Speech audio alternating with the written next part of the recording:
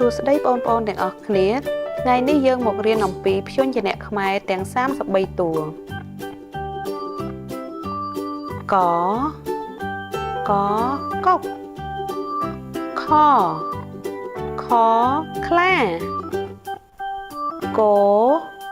កកោខខខ្មុំងងងាវចចចាប់ឆឆឆាប់ចចជ្រូកឈឈឈឺញញញញួរដដំរីថថានីដូដុកឌឺធធៀមរាណណែមតត្រីថ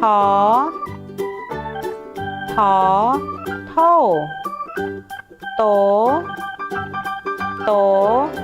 ទំពាំងធធ្មេញ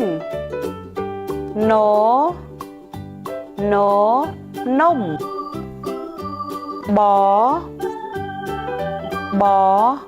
បង្កងផផឹកពពេញពីងផភ្នំមាន់យំររុយលលោកវវែកស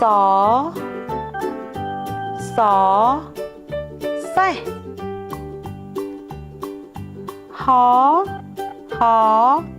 ហាលឡឡានអអណ្ដើក